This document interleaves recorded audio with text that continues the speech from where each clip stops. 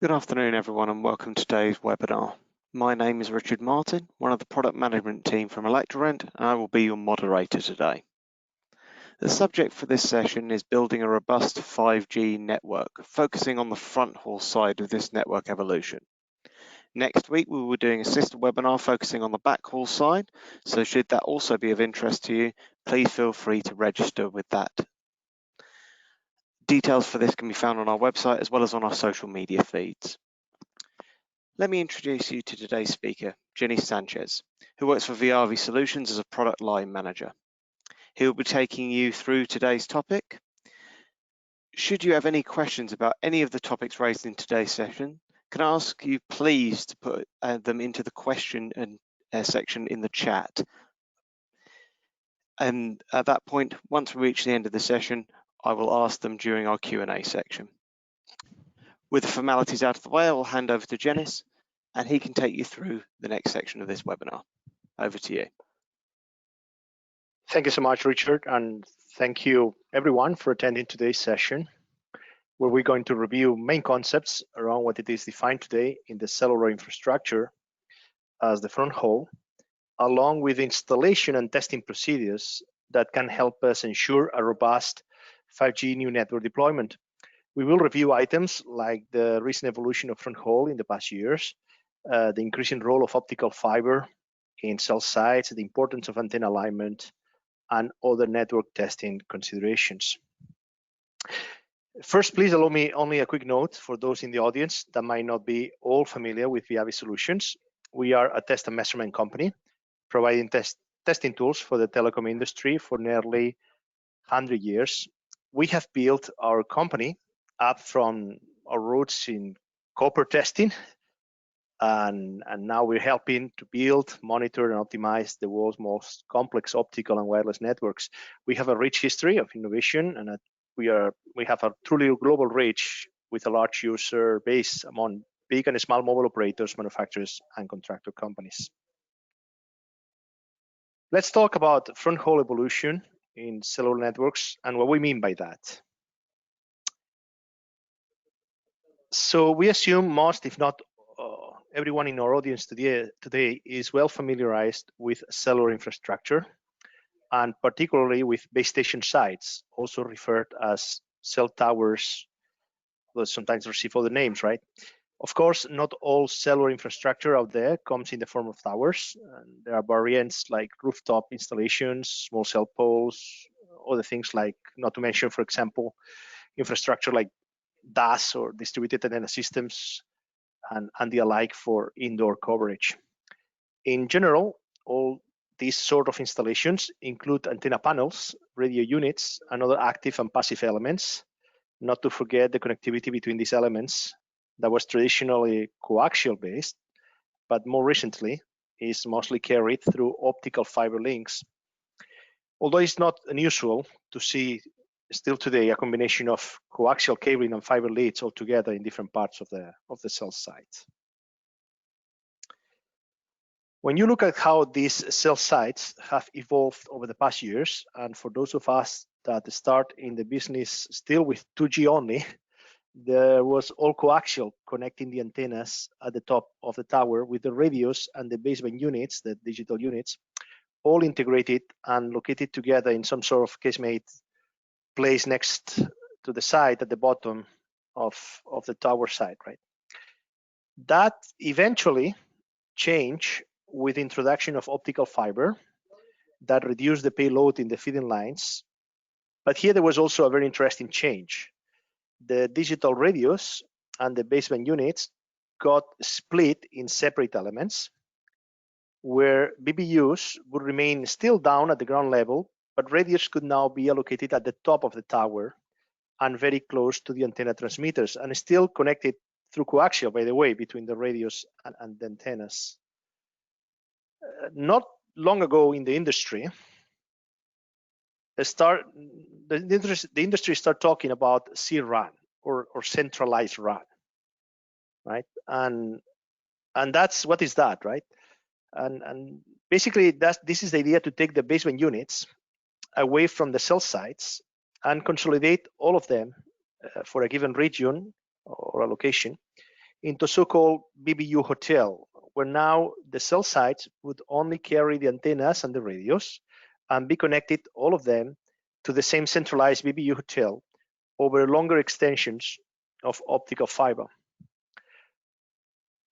And when you already have all these BBUs together, why would you want to use any sort of proprietary hardware for this, right? Why not use general purpose computers, for example, and turn as many cellular operational functions as possible into software routines and let a cloud computing take care of that?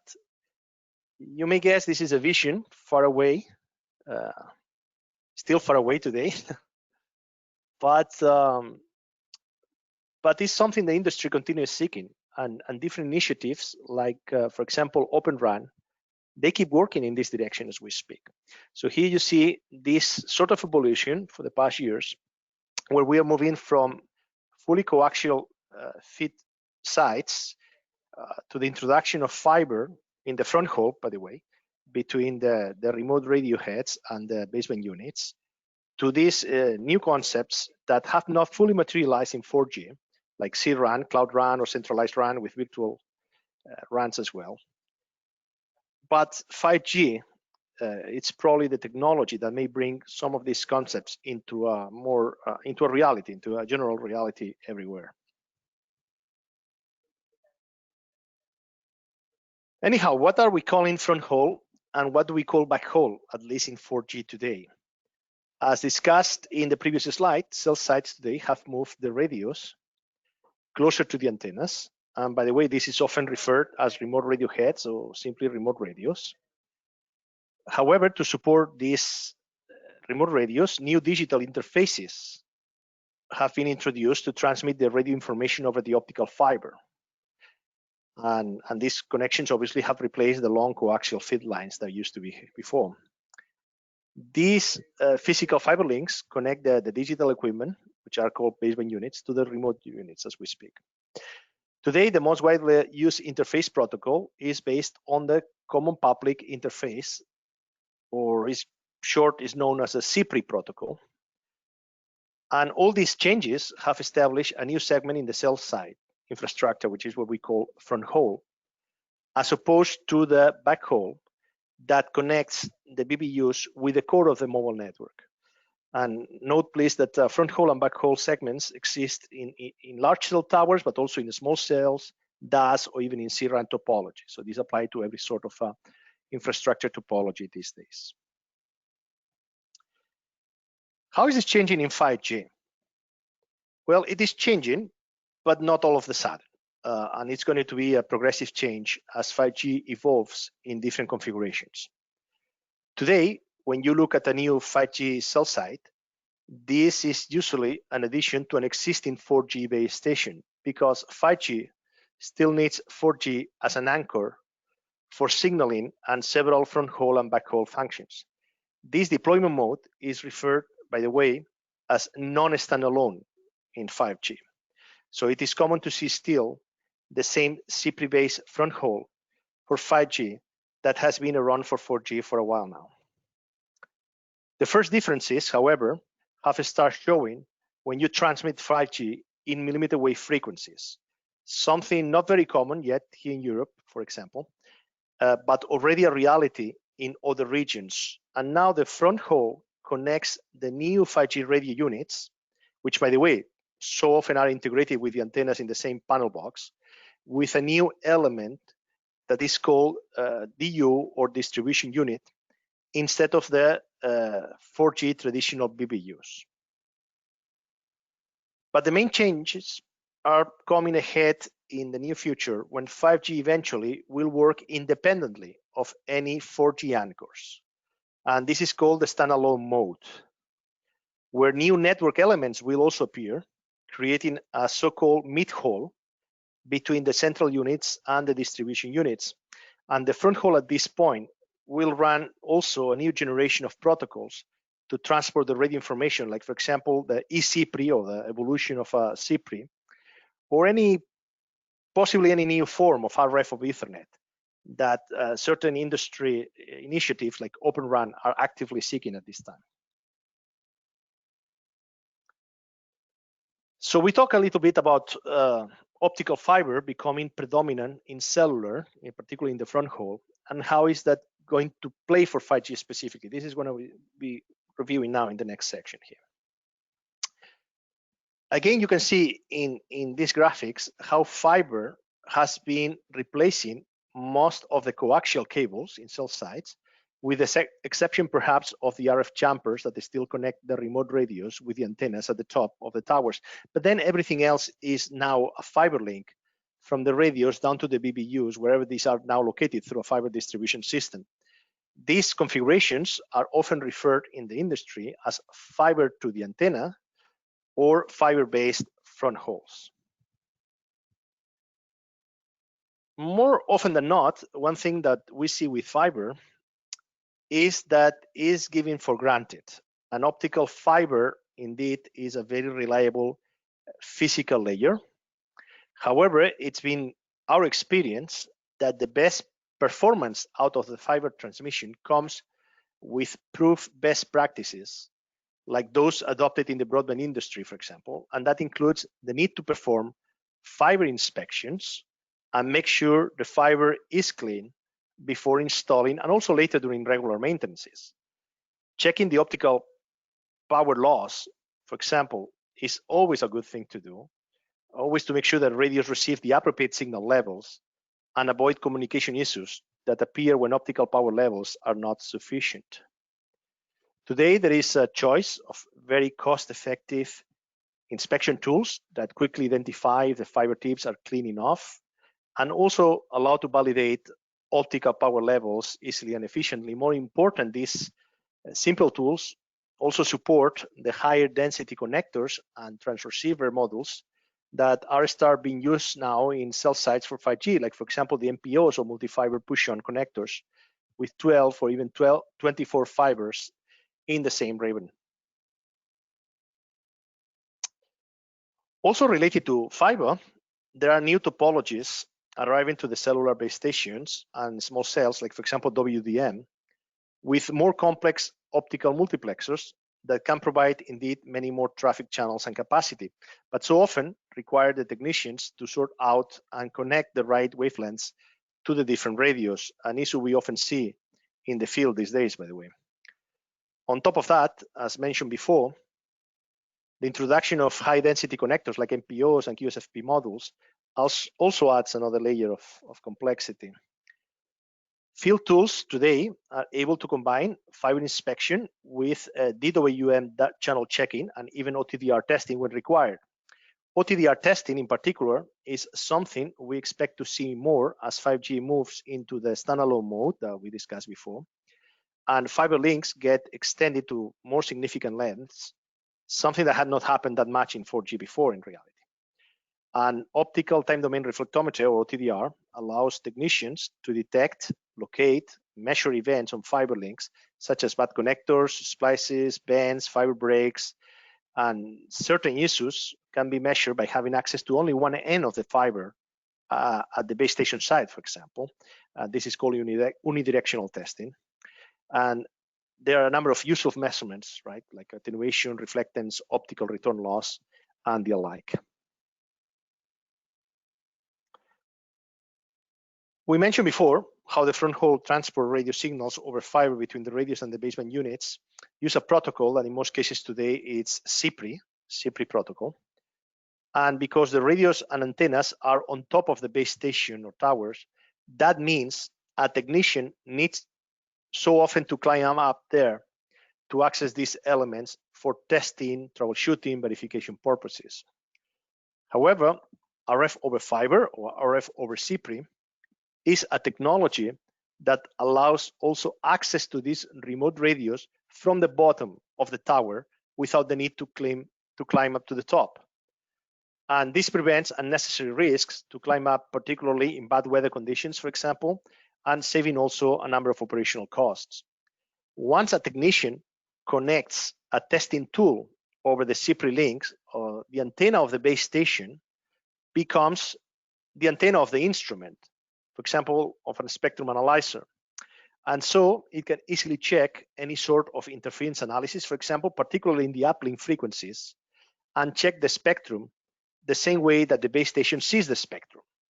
So that's a great advantage. Another great advantage of this testing procedure is the fact that it can be done also with live traffic without the need to interrupt the normal operation and service for that particular base station. So that's a big advantage of using RF over fiber for testing interferences, not just in the downlink, particularly in the uplink as well, in the front haul of the cell sites. All right, we talk a bit about optical fiber and the increasing role it has today in cellular sites. We are not going to extend much today on coaxial feed lines and the need for coaxial testing, as I'm sure everyone is more than familiar with antenna and cable sweeping tests. Although fiber to the antenna is a common scenario today, we just say that, but coaxial has not entirely disappeared from base stations, and it still has a significant presence in many legacy sites and 4G markets. Something perhaps that we didn't anticipate first, right? Is when we start now to see also the presence of coaxial even in 5G installations in the low bands and with the existing non-standalone mode for 5G, for example, that requires the LTE anchors. So this is still validation that we see our customers are still carrying around for the time being on the coaxial jumper leads. Okay, let's talk about other elements in the front haul and how they impact the ultimate performance of a new 5G cell site.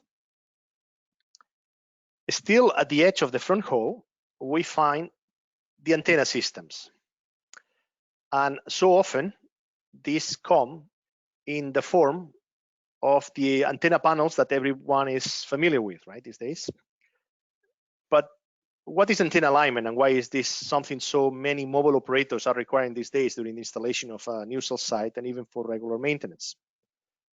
When a mobile operator plans and designs a new network, it considers certain levels of signal coverage and quality of service based on the location and position of the antennas. The position is defined in terms of tilt, roll, and azimuth, as you can see in the graphics here. Basically, it's a 3-axis type of referencing. And these are the three different angles in a 3-axis configuration that come to define where the antenna is pointing to. As you can imagine, if an antenna points into a different direction from the one originally planned during the network design stage, the resulting coverage of the signals transmitted by that antenna will now be very different from the intended objectives. And that's why correct alignment of the antennas is becoming so important as of late. And of course, this is very recommended validation for traditional 4G passive antennas and even for other communication systems, by the way, like microwave links. But it has really been identified as very critical for 5G technology. And the reason is because in 5G, the coverage comes typically defined in the form of very narrow reference beams. We'll look into that later in some later slides as well, the reference beams. And these are distributed, for example, in semicircle configurations, like is usually the case for deployments in Europe, where you may have up to 8 reference beams distributed in 180 degrees, more or less, particularly when you operate in 3.5 gigahertz, 3.6 gigahertz. And as you can imagine, given this new type of signals that they are so narrow, any misalignment of the antenna in terms of azimuth, tilting, or rolling can produce a completely different coverage result than the originally planned during the design stage. Furthermore, when 5G operates in the so-called millimeter wave, like for example 27 gigahertz, something that we expect to start seeing in Europe in the next 1-2 years, for example, it is possible for the antennas to transmit up to 64 reference beams in a horizontal and vertical 8x8 distribution, more or less. This is something that we have seen already in markets like North America, for example. And here's where it takes even more critical importance to secure an accurate azimuth and tilting position during the installation of the new antennas, and of course, making sure that those azimuth and tilting values correspond to the original targets defined during the planning and design stage. Note that antenna alignment in the past has been a very manual thing to do, with the use of, for example, magnetic compasses and slope meters, and often also requiring an additional digital camera to validate the installation for the commissioning reports. Of course, many technicians in the field also still do these days, on the use of smartphones to take those pictures and even take advantage of apps that replace physical compasses, for example, right? These methods have proved way less reliable and less accurate, because so often you need to compensate the magnetic north from the true north, which is quite an interesting situation in many countries. Not to mention the apps in the smartphones, for example, do not work so well under the influence of electromagnetic signals and electromagnetic fields that are very common in cell site environments. So all these manual procedures still in use so often here and there, but way less accurate in reality. Fortunately, today, there are very effective antenna alignment tools in the market that automate this process electronically in a much more effectively and accurately fashion. A few of these tools even include the ability to take also pictures and to confirm that the antenna is set according to the original target values, and allow to effectively report any possible line of sight obstructions like new buildings, growing trees, and similar things that might have not been taken into account during the design and planning stage. The other big advantage of this type of modern tools is the ability to automatically create the reports.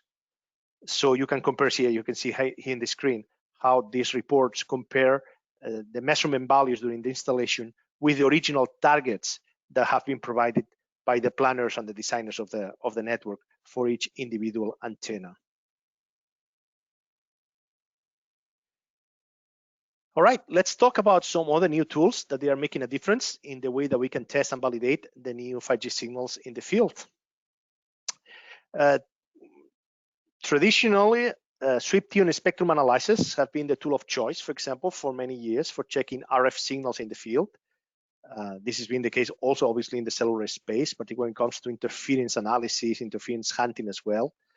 And however, these type of instruments have proved less than ideal for the new 5G signals due to their TDD nature and the need to check additional aspects like the presence and location of the SSB blocks, for example, in 5G, not to mention other compliance tests like occupied channel powers, adjacent channel leakage ratios, and similar. However, a new generation of tools have come to our rescue in the form of portable, battery-operated, real-time spectrum analyzers that can display different power levels, different power values in the same frequency point, discriminated in color codes by a so-called power persistence display that you can see here in the example. So we're still talking about spectrum analysis, but with a totally different approach to the way that they display the signals in the instrument. And again, this is now with a real-time spectrum analysis. This is based on this effect of persistence. So you can see different values, different power values for the same frequency points, and each value will receive a different color based on the level of persistence, how often that particular power value happens for that particular frequency point. Just maybe for clarification, here in this picture, you see there is a horizontal green line around the carrier signal that we see in the spectrum analyzer. And this one is highlighted in a more colorful green type of color. And this is because it's the most persistent part of the signal, and it corresponds to the noise floor, which obviously is the most persistent aspect of any signal these days. One immediate benefit for the technician when using modern real-time spectrum analyzer tools in the field is the ability to characterize an always elusive TDD signal, time domain signal, like 5G ones are in fact. And without going too much into the detail here, 5G signals introduce some novelties, like the fact that this is primarily, as we say, a TDD type of signal. It's made out of uplink and downlink time slots that they are separated, but they share the same frequency range or channel. So in this slide, we show you a traditional spectrum analysis doing a capture of a 5G TDD signal you can see the transmission slots in green color, which in the normal mode are always coming and going. So this is not a steady situation. The time slots come up and down all the time. And to characterize the entire 5G carrier, you will need to do, for example, a trace averaging, select a Maxwell function, something like that. But it will not give you easily a sense of the presence of potential interference within the carriers that the TDD is occupying, right? The bandwidth is being occupied. However, in this second picture, let me just show you this. In the second picture here below, the real-time spectrum analyzer is able to characterize the entire carrier at a glimpse, altogether, with the help of this persistence display. And this is because the time slots happen often enough with sufficient persistence to build up the entire channel, the entire carrier, the entire 5G carrier. So these basically are showing you the same signal, but on top of that, on the picture, in the superior picture, you have the traditional spectrum analysis view made out of time slots with a Maxwell function. In the picture below, you see the same signal with a persistence display you can characterize as the entire 100 megahertz carrier, for example. Right?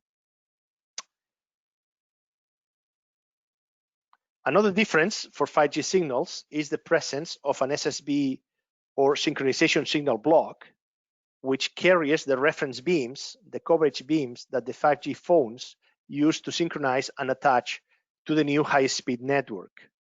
One major source of problems that we have seen these days in early 5G networks is related to the presence and location of this SSB, of this synchronization signal block, within the 5G channel, since this can be placed in very different frequency locations and is not always found at the same frequency point. In fact, this is another great application for real-time spectrum analyzer tools in the field, because to test 5G signals is this unique ability to quickly identify the presence and location of the SSB within the 5G carrier, thanks to the persistence display. As shown here in this example, the RTSA is able to identify the position in the spectrum for the SSB block and inside the carrier where the SSB is actually located.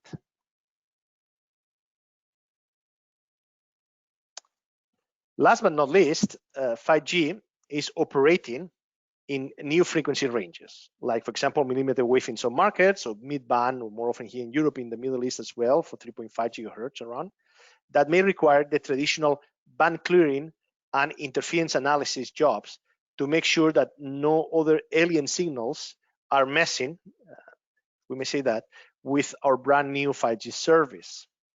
The process for interference analysis typically follows some stages similar to the ones described here, where the radio management system may trigger an alarm when it confirms the presence of a potential interferer in the spectrum. And that often requires a technician to go to the field to identify the interference source. And this can be done in a very manual fashion, which requires certain level of expertise by the technician, or alternative with the help of some automated tools that provide the calculations based on the measurements to identify the most probable location where the interference signal is originating. And once you have basically accomplished that objective, you typically create an interference mitigation or report of what is the cause of that interference and how to actually resolve the issue for good, right? So this process has been in place in the industry for many years, more or less following all or at least some of these steps showing here. But this is no different for 5G. In reality, 5G, it's going to follow a very similar type of situation. Because 5G basically will operate in frequency bands never used before by the cellular industry, and therefore band clearing may become a must-do procedure in many locations, particularly for FR1 frequencies or below 6 gigahertz frequencies that we see now with many customers in 2.5 gigahertz, 3.5 gigahertz, with a number of problems when it comes to interference. The traditional procedures for band clearing and interference analysis using sweeping spectrum analyzers require a comprehensive amount of testing and validation.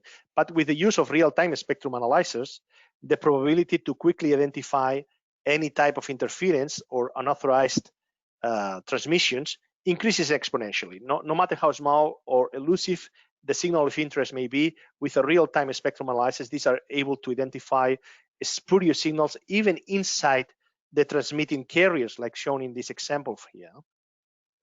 Also, with the help of the new 3 dimensions spectrograms, the new generation of waterfall diagrams like this one here showing, is easier than ever before to understand the behavior patterns of certain interferers over extended periods of time. So these new generation of tools are of great use in the field for anything associated to interference and band clearing. All right, let's talk briefly about things that we want to measure also in 4G and 5G channels in the field. So when deploying a new 5G cell site, and in order to commission the new base station, several measurements are typically recommended. And these include a number of performance indicators, like the ones being suggested here in the picture for your reference. And this would include the validation at channel carrier, at the big carrier level, but also for 5G at beam level. For 5G specifically, you need to consider both carriers and beams. And of course, include a coverage analysis for the new cell site, right? For the new cell site that you have just installed. So for that, let's discuss this quickly. Once the RF conditions have been validated with, for example, with a real-time spectrum analyzer, we may want to check the performance of the 5G channels. And this can be located in different frequencies and have also different bandwidths, for example. Channels can be located in 3.5, 3.6, 3.7 gigahertz. That's a common situation in Europe these days. And they can have different bandwidths. Sometimes we find the big carriers at 400 megahertz of bandwidth. Sometimes we found carriers that they're only 40 megahertz, but there's a little bit of a combination in between of options there. And in other regions, as we discussed before, it could be located in millimeter wave ranges, for example, in 27 gigahertz. Even we have customers transmitting 5G in 39 gigahertz these days. So regardless of the combination of channel bandwidths or frequency channels, the idea would be that you are able to basically measure all of them simultaneously, if possible. It could be also that a given mobile operator is transmitting more than one channel carrier in the same location, something referred to as carrier aggregation, that we have started seeing also in some specific markets. Or you may want to compare the performance of your channel against those of your competition in the same geographical area. These 5G channels are transmitted from each different radio through a PCI value or physical cell ID value that is unique to that radio sector.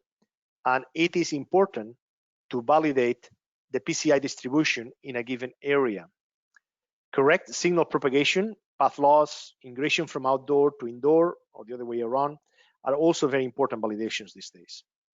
And these test equipment, like the 5G field analyzers that are around there in the market, including those from Viavi, that are able to support a number of performance indicators on 5G channels, including channel powers, error vector magnitudes, and the like.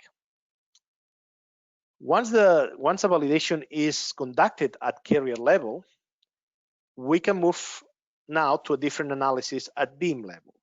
And remember, from each channel carrier, there will be a number of reference beams transmitted over the synchronization signal block. That means each individual beam will have its own index value, and that could be from 0 to 4, 8, 64 beams, depending on the total number of beams being transmitted. And these reference beams in 5G will define the overall cell coverage, and it's critical to validate that they're all transmitted correctly, since anything wrong with one single beam could result in only partial coverage results or limited quality of service delivered by that radio sector. The same 5G field testers that we have discussed before for real-time spectrum analysis or carrier checking can also perform beamforming analysis, providing indicators at individual beam level, including the RSRPs, RSRQs, CNRs, SNRs, that many of you may already be familiar with from the LTE reference signals in 4G.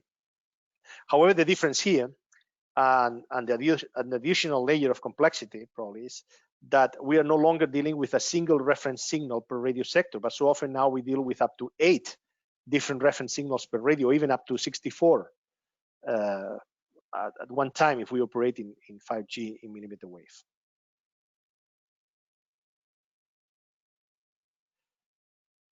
Also, note that the beam analysis can be, or the beam testing can be done stationary, like in a fixed position, or in drive test or walk test mode, depending on specific use cases. For example, if you have a network that is delivering fixed wireless access, you probably are going to do most of your testing in fixed locations. But if you are offering mobile services, maybe you also want to do some type of drive testing or walk testing around the coverage area to test. More recently, also in some markets, there is a concern across the board on assessing the levels of electromagnetic field power, which for 5G specifically requires a very different measurement method, totally different from the ones traditionally used for general purpose or even for 4G signals in the past. And electromagnetic field testing, require the use of a special 3-axis isotropic antennas. Although for 5G, again, there are procedures, there are new procedures that instead they recommend the use of directional antennas. So this is a very interesting discussion on EMF, how to test EMF in 5G and how that compares to 4G testing in the past or general purpose EMF assessments. Finally, we're also noticing, for example, a growing interest from our customers on an additional set of beam-related measurements that are proving critical to secure an optimal network performance. For example, frequency, error, and time error measurements are particularly important for TDD type of signals like the new 5G carriers are, to ensure proper operation and time alignment between the different downlink and uplink time slots when allocated dynamically. So when a new 5G cell site, for example, is not properly synchronized, it is common to see a lot of problems with phones not connecting to the radios or suffering from frequent disconnections, among other consequences. So timing synchronization measurements over the air, at the radio access over the air, are becoming more and more important as of recent. Finally, in this sequence of test validation, coverage verification is a classic one as well. This is when we try to understand how well a radio sector provides reliable service to end users located in that area.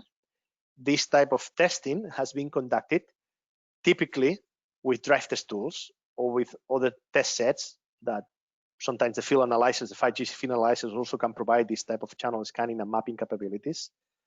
And the measurements are typically time-stamped and geolocated through GPS or other methods for indoor testing. For example, when you need to do coverage inside shopping malls and similar, and GPS is not available, and there's other methodologies for geolocating the measurements. It has been our experience that coverage testing in 5G can be tricky, particularly for millimeter wave frequencies that are highly directional. For example, when you need to use special types of omnidirectional antennas with high gain to receive signals from all possible directions, right? But even in the mid-band, like in 3.5 gigahertz, there are several challenges there.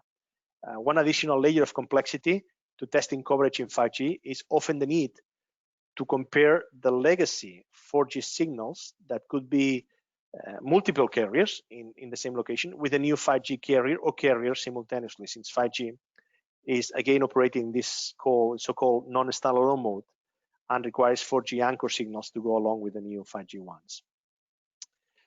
We also are anticipating interesting challenges with the upcoming dynamic spectrum sharing technology, the dynamic spectrum sharing mode, that some of our customers have started testing with. And this allows the deployment of both 4G and 5G channels in the same frequency band, in the same frequency channel. And they dynamically allocate spectrum resources between the two technologies based on user demand. Overall, the validation and concept of coverage in 5G is expected to get more challenging than we are familiar with the existing 4G networks these days. For this final section, let's discuss how can we simplify the network testing in the field, right?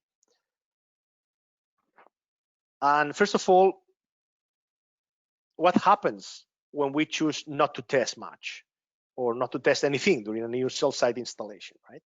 And the picture here shows a 5G phone featuring a great throughput speed. And I'm sure that you have seen these sort of posts in social media these days, right? These past months. What you don't always get to see is how often this is not the case. And after installing and commissioning a new cell site, things do not work, or they work so-so, way below the original expectations. So you don't get to see those posts in Instagram or LinkedIn that often, right?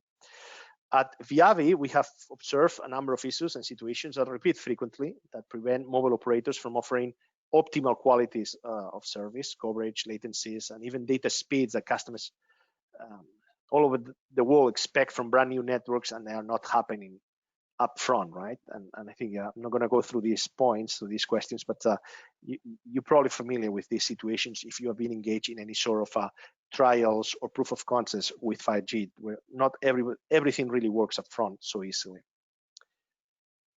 So to secure a more successful launch of new 5G cell sites, and of course, impress your friends, posting a picture of your smartphone, sending data over 1 gigabit per second, we absolutely recommend to follow a number of testing procedures for turn up and acceptance and commissioning of new 5G base stations, which in fact apply also to legacy installations in 4G. Sorry.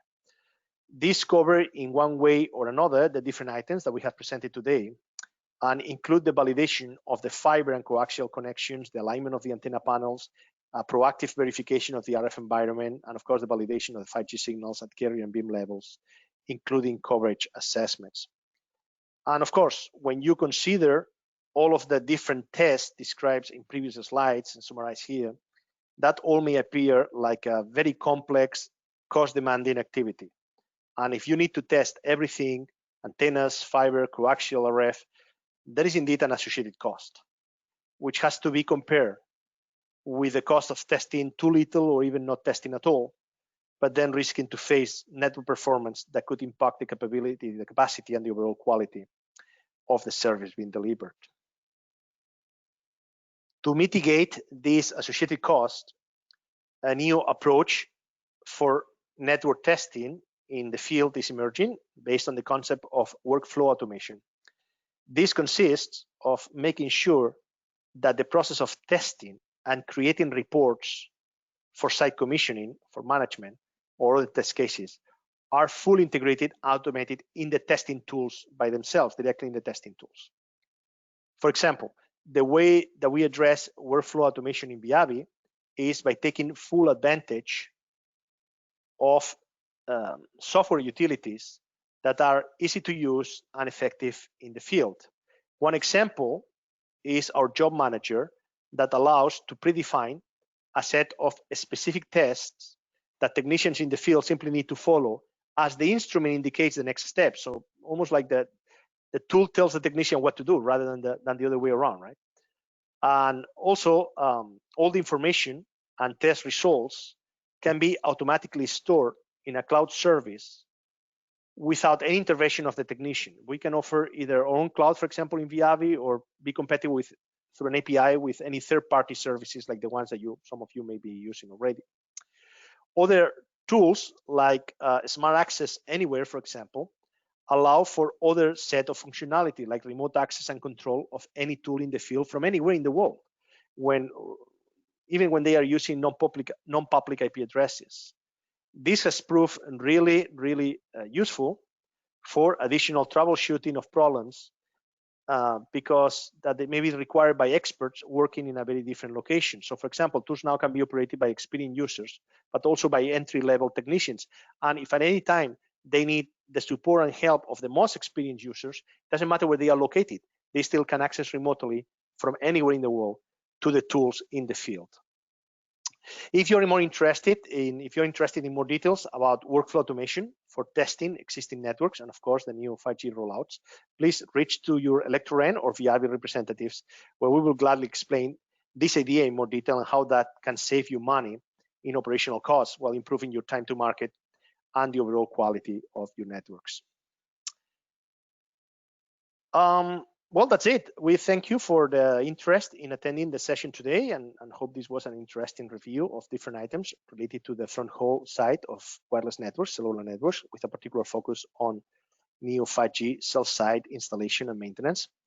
As you've seen, Viavi Solutions offers a very comprehensive portfolio of test and measurement tools that cover the fiber, transport, and radio access segments, with the ability to even consolidate all these different sort of measurements in a single tool for the field, in one single instrument. That is, for example, the case with our new One Advisor. If you were interested in learning more about procedures to deploy 5G sites successfully, Viavi also offers a number of educational materials, from technical posters to books to very neat application notes. Simply click on the links that we will make available in these slides, or reach to us if you prefer, for example, some of these great materials in a printed format. And with that, I think I'm gonna stop here and get back to Richard. And perhaps we have still time if there is any questions in the audience. I'm not sure if that's the case or not. Hi, Jess. Yeah, we do have a couple of questions actually, so I can fill you in on those as we go through. First one I've received says, are there any particular considerations for PIM, passive intermodulation testing, that you're seeing in today's 5G networks? That's a very good question. And the answer is, this is also interesting. It's changing a little bit, right? So at first, we did not anticipate many problems with PIM in 5G deployments, because as when you see a new 5G antenna, this basically is no coaxial or almost no, everything is fiber-based these days, right? And obviously, when you have a fiber-based solution only, you are not expecting any problems there for passive intermodulation between different nonlinear elements, because fiber doesn't present this type of problems. And that's been the case for the past 2 years, I would say, since the very early deployments in 5G. But this is sometimes is changing in some particular deployments and some markets, because now we are entering situations where, for example, you get 5G being used in low bands, for example, in the same 700s or 2.5 or 1900s that 4G is operating. And sometimes also this is 5G is being transmitted in the same 4G passive antennas. For example, when you're doing dynamic spectrum sharing. And here is where still PIM has presented the same situations that we have seen in the past. Although I would say you can argue that PIM has become less and less of a problem over the years with the increase of the quality of the different network elements. But these are situations where we may see actually the presence of PIM in one way or another impacting 5G, when 5G is being transmitted in the same 4G infrastructure, is using, for example, the same type of 4G passive antennas and in the same frequency bands. And dynamic spectrum sharing, it's one example of that possibility. Now, as we continue progressing with the evolution of 5G, and you start seeing new deployment modes, like, for example, the standalone mode, or even the use of millimeter wave frequencies generalizes, this is where we're going to go back again to the origin, where it's going to be all a backbone of fiber, and that's where we would not expect any PIM problems at all. So it's an interesting question, because it depends. It depends a lot of the actual deployment mode being used in every case. Lovely. And actually mentioning dynamic spectrum sharing, on when you're using that on 4G and 5G, what's the typical bandwidth you believe would be required to achieve a reasonable throughput when you're using that technology? Okay. Well, I would need to ask back what is considered reasonable throughput, right? What might be a cool level of throughput for one person might be insufficient for the next one, right? So I'm not sure. But in generally speaking, when you are using dynamic spectrum sharing, I think it's fair to say that you are compromising. You're getting an advantage, an immediate advantage, which is that you are enabling 5G signals, 5G coverage, 5G services reusing existing 4G infrastructure. So often that in many cases that is just a software upgrade in the base stations, nothing else. But at the same time, this is a compromise on the quality of the service being delivered. Dynamic spectrum sharing, as mentioned before, just to remind everyone, is the ability to transmit 4G and 5G simultaneously in the same frequency channel. So assume, for example, that you have a 4G channel, an LTE channel that is 20 megahertz, and then suddenly you are allocating resource blocks in those 20 megahertz that you are distributing dynamically between 4G and 5G, depending on user demand. You are not going to have a great 5G service there. That's clear. That you're not going to have the 1 gigabit per second that we were joking in the picture in one of the slides, because it's a great post, right? It's a great speed that you can achieve on 5G. That's not going to happen with dynamic spectrum sharing, at least not for the time being, because those type of speeds are typical of standalone or millimeter wave of 3.5 gigahertz with 100 megahertz of analysis of bandwidth, in the channel. Everything that comes down to dynamic spectrum sharing in lower bands and with limitations of 20 megahertz only, you're not going to have spectacular speeds. But still, you may have good enough speeds. And here's what the question was: what is acceptable for some, right? My only point on this is that regardless of the final performance that you may have in 5G when operating in dynamic spectrum sharing mode, is going to be always a compromise. It's going to be a cheaper way of deploying 5G, but it's not going to have the performance or the quality of the service that some are expecting now from 5G networks. So it's going to be always a compromise. Okay, I think we've got one last question. Is it how can I test the synchronization of 5G channels in the field? Right. So this is actually a very interesting aspect of the testing these days, because it's something that at the beginning of the early deployments of 5G, many customers were not necessarily paying attention to synchronization, right? There were other things to take care of, other problems to address. But as you have seen now, situations that there are more than one carrier in the same location. Sometimes there are more than one mobile operator operating 5G in the same location, and these are large carriers, large signals, 100 megahertz of each one. Sometimes they are adjacent to each other. Synchronization problems have started showing up, and if your 5G carrier, your 5G cell site is not well synchronized, it's transmitting 5G carriers with lack of proper synchronization, it's automatically creating interference in the adjacent 5G channels. And this is a well-known situation issue that it was not originally anticipated, and now we have seen. So it's very important to have 5G cell sites that they are properly synchronized. And for that, you need to make sure that you do some testing in the field that validates that.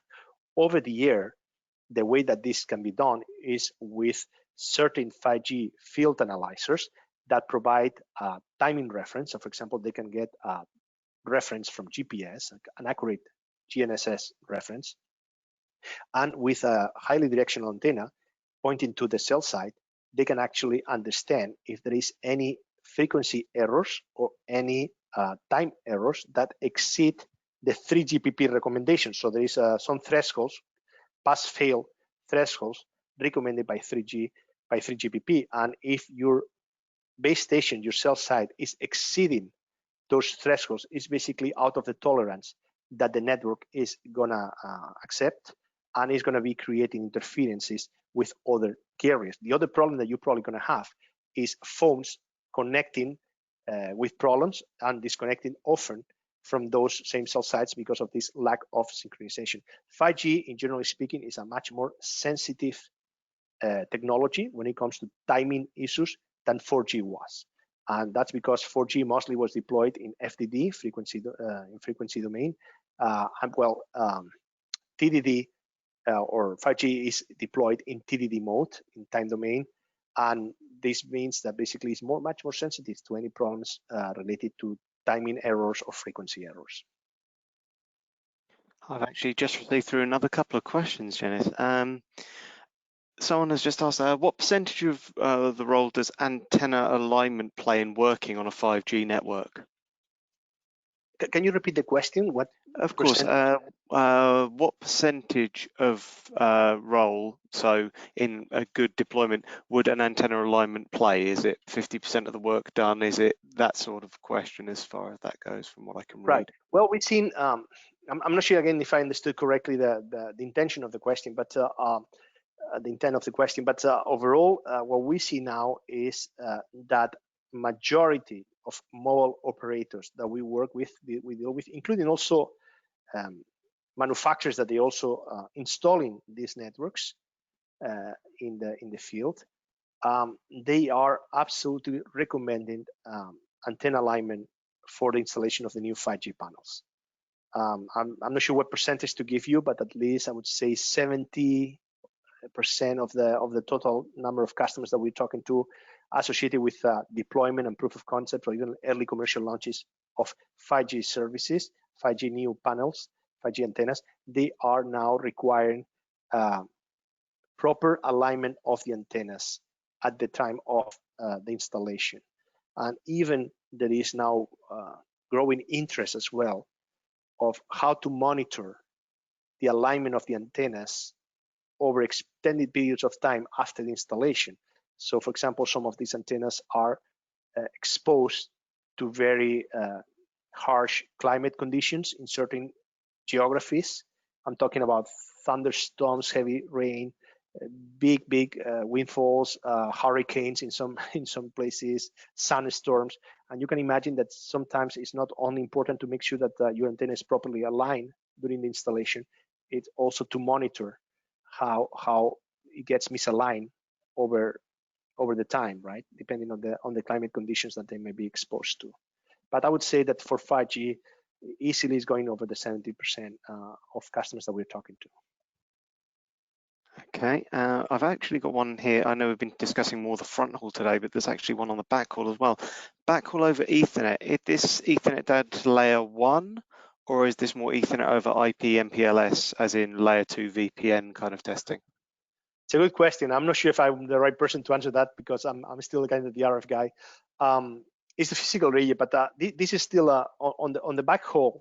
I would like to just two things maybe. One is that I think that we have another presentation, another session from my colleague that is going to be focusing on the backhaul. If I'm not mistaken, I'm not sure when that presentation is going to happen. If it's been scheduled already, maybe you want to mention that. But the other thing is that here for the backhaul and Ethernet, there is a lot of discussions right now in the market. As you know, there is an initiative here. It's called Open RAN. It's not the only one. There's a number of industry initiatives in this direction to open up the protocols, to make the protocols to transport the radio information from the backhaul to the fronthaul with using open source, and that RAN definitely is one of the ones that they are everybody's hearing about these days. And the final form of Ethernet that these protocols is going to adopt is not very clear. At least I'm not completely on top of this. So I think we're going to see a lot of announcements and a lot of changes in this segment of the network. And again, apologies, I'm not really an expert on this area. One of my colleagues, I think, is going to be presenting this in more detail. But what I think is that there still is a lot of things that they are not very clear how they're going to happen at the end, which final set of protocols, which form of RF over Ethernet is going to be adopted ultimately in the industry. We mentioned in the slides the fact that CPRI is evolving into eCPRI, and eCPRI, it's a sort of Ethernet type of packet switch type of protocol. It has some pros and cons, and I'm sure that the industry is looking at alternatives as well that may not entirely replace eCPRI, but they can complement eCPRI wherever mobile operators think it's a better fit, right? So I would say that this is still is an open question, and we're going to see how the industry comes with an agreement in the upcoming, in the very short future. Okay, we have a couple more questions, but I think unfortunately we're out of time. So what we'll do is we'll take those offline and then come back to the people who've asked them at that point. I'd like to take this opportunity to thank Janice for that very interesting look at this subject, and thank you all for attending. I trust that you found this informative and useful. Should you wish to know more about this area and now the backhaul side of the network, please remember we have a sister webinar for this one at the same time next week. So that would be at 2 p.m. on the 1st of October. Please remember that all of the technologies and products that have been mentioned today can be rented through Electro Rent or put onto one of our financial solutions. So if you have any equipment requirements going forward, please feel free to contact our sales team to discuss them, and so we can work forward together on them. If you have any further questions, including the ones that have not been already answered, or that you feel were not fully covered today, please feel free to contact us to ask them. And working between ourselves and Viavi, we will be happy to endeavour to answer them for you. Once again, thank you for your attendance, and I hope you have a good rest of your day and your week. Thank you very much.